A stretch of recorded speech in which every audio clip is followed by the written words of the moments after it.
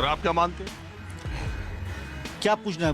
अरे यही जो इनसे पूछा भाई, आपसे 2024 को लेके आप क्या सोचते हैं? पश्चिम बंगाल में टीएमसी की सीटें बढ़ेंगी कि घटेंगी? बंगाल में टीएमसी रहेगा 2024 में, और इंडिया में मोदी जी रहेगा सेंट्रल में। उनका कोई विकल्प पीएम पद के लिए आपको दिखाई नहीं दे रहा? नहीं, कुछ नहीं है। मोदी जी रहेगा, काय को वो बहुत काम किया है देश के लिए, ठीक है। पाकिस्तान से 370 हटाया हैं? ये क्या हो गया? पाकिस्तान से 370 हटाया, कश्मीर से कश्मीर से 370 हटाया, बेचारे भूल गए होंगे, टेंशन बहुत है ना। फिर आपका जीएसटी बना दिया, फिर और भी बहुत काम किया है। सेंट्रल में मोदी जी रहेगा। क्या आप सोचते हो ये जो राहुल गांधी बीजेपी का चल रहा, कुछ मालूम है? इसके बारे में तो कुछ मालूम नहीं है, बट इतना जरूर है हमारे लिए मोदी जिंदाबाद। हाँ? मोदी जिंदाबाद। बहुत ही बढ़िया। किस लिए मोदी जी अच्छे हैं? मोदी जी, इतना मुझे कुछ भी नहीं मालूम, बाकी इतना मुझे मालूम जो भी देश के लिए कर रहे हैं मोदी जी कर रहे हैं। हाँ? कांग्रेस सरकार ने कुछ नहीं किया। कांग्रेस ने इतने साल में कुछ नहीं किया। देश में जो कुछ किया, जब से मैं समझ रहा हूँ, मैं देख रहा हूँ, मेरे हिसाब से मेरे को मोदी जी है, मोदी जी को, बीजेपी को मेरा वोट जाता है बस। अरे कुछ वजह भी है कि मुझे वजह कुछ नहीं मालूम, मुझे इतना मालूम है मोदी जी जब से आए, जब से विकास हो रहा है देश के अंदर। अच्छा, ये चोरी चकारी पहले जो नॉर्मल जो ये छीना छपटी चलती, सब कुछ बंद हो चुका। तो झूमो, नाचो, गाओ। काम हुआ है, काम हुआ है, वास्तव में काम हुआ है, नजर आता है। महंगाई तो बढ़ती है, सबके राज्य में बढ़ती है महंगाई, वो खाली मुद्दा उठाते हैं, कुछ खास बात नहीं है। महंगाई बढ़ती है तो कमाई बढ़ाने का सोचना चाहिए, महंगाई कम कभी हो ही नहीं सकती। लवणे न भोजन। आप गुजरात से हैं? हम हिंदुस्तान से हैं, लेकिन ठीक है, हम भी हैं। लेकिन आप गुजरात से हैं? नहीं, वैसे हम लोग राजस्थान के हैं, उधर ही उदयपुर के इलाके से? बीकानेर से। लेकिन मैं बम्बई रहा हूँ 20 साल, इसलिए आपने ठीक बोला कि गुजरात से है क्या। बोलने के एक्सेंट से समझ हाँ आता है। हाँ, तो खर्चा बढ़ता है, महंगाई बढ़ती है, तो कमाई बढ़ाने के युवाओं को बोलना चाहिए। अच्छा, आपको क्या लगता है कि बीजेपी या मोदी जी की 2024 में जो आप कह रहे हैं, आपके हिसाब से इसकी वजह सबसे बड़ी क्या है? विपक्ष में एकजुटता का अभाव, विपक्ष के पास चेहरे का अभाव, या नरेंद्र मोदी जी का और बीजेपी सरकार का अपना काम? विपक्ष के पास खाली एक ही मुद्दा है, मोदी को हटाओ। उसके बाद वो क्या करेंगे कोई डिक्लेयर नहीं कर रहा है, देश को कहाँ ले जाएंगे कोई डिक्लेयर नहीं कर रहा है।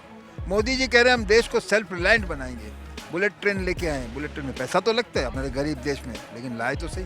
आज इंटरनेशनल में इमेज है, हमारे प्राइम मिनिस्टर की इमेज तो बन गई है। अच्छा जी। कोई भी नहीं, फाइनेंस मिनिस्टर अभी जो जाते हैं कहीं पे भी बात होती है तो आज इमेज है सबकी।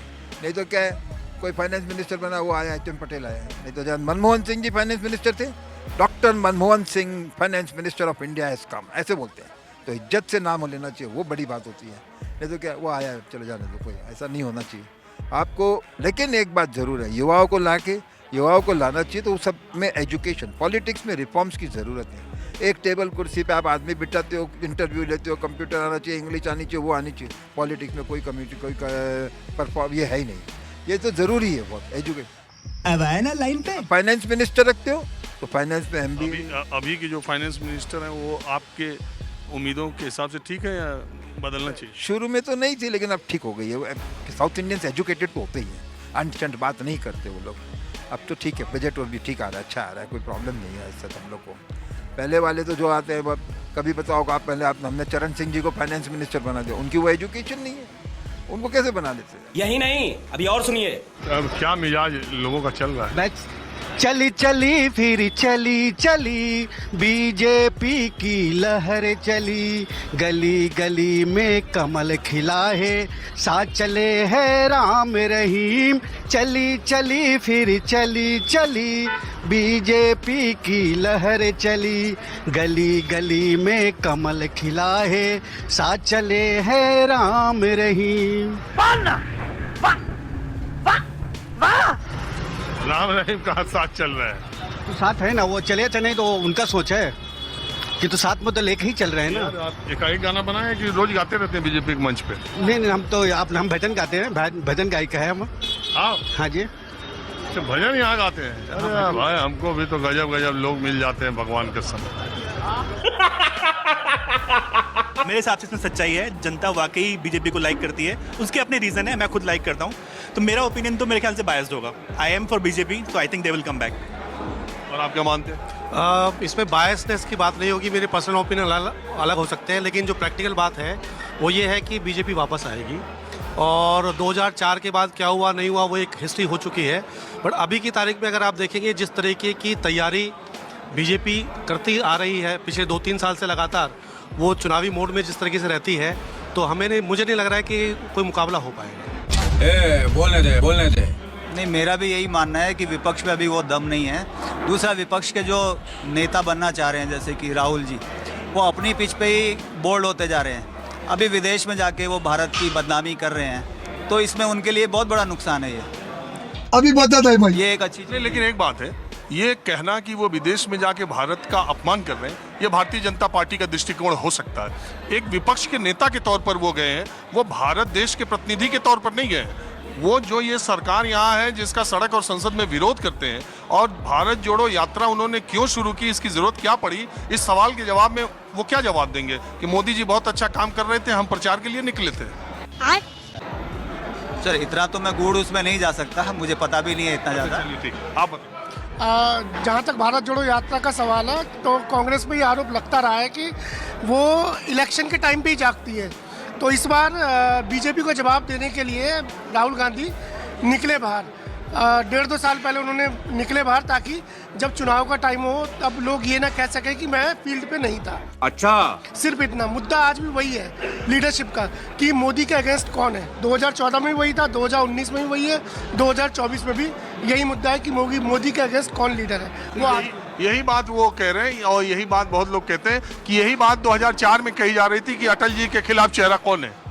नहीं, तब देखिए अटल जी एक आदर्श नेतृत्व की बात कर सकते हैं, शाइनिंग इंडिया की उस टाइम बात होती थी, लेकिन ये मोदी जी हैं, इनको सोशल कैंपेनिंग करना, इनको कैसे मैनेज करना है वो चीज़ें पता है। बात तो सही है कि अगर हम काम कर रहे हैं तो उसको कैसे गिनाना है, कैसे बताना है, वो पता है। अटल जी में वो बात नहीं थी, वो ये था कि ये हुआ तो ये हुआ, सीधा सपाट बात करते थे। लेकिन ये है कि ये मार्केटिंग स्ट्रेटेजी कैसे बनानी है, ये इसमें मोदी जी उसमें उनके सामने किसी का जो तोड़ नहीं, किसी का। दोस्तों, जैसा कि आप लोगों ने आगे वीडियो में देखा, दोस्तों भक्तों के साथ ऐसे ही होता, बिना जानकारी के ज्ञान देते हैं तो ऐसे ही फिर फंस जाते। रिपोर्टर ने जब मोदी जी के काम पूछे तो भक्त ने बताया कि मोदी जी ने पाकिस्तान से 370 हटा दिया। और आगे वीडियो में एक भाई साहब बोल रहे थे कि मोदी जिंदाबाद। उसी पर जब रिपोर्टर ने पूछा कि किस लिए, तो बोल रहे हैं कि जो भी किया है देश के लिए मोदी जी ने किया है, और कांग्रेस ने कुछ भी नहीं किया है। खैर दोस्तों, आप इन लोगों के ज्ञान पे क्या सोचते हो मुझे कमेंट बॉक्स में जरूर बताएं। और हाँ दोस्तों, मैं इसी तरह की वीडियो आप लोगों के लिए डेली लाता रहता हूँ। अगर आप लोगों को इसी तरह की वीडियो देखना पसंद है तो चैनल को सब्सक्राइब और वीडियो को लाइक जरूर करें।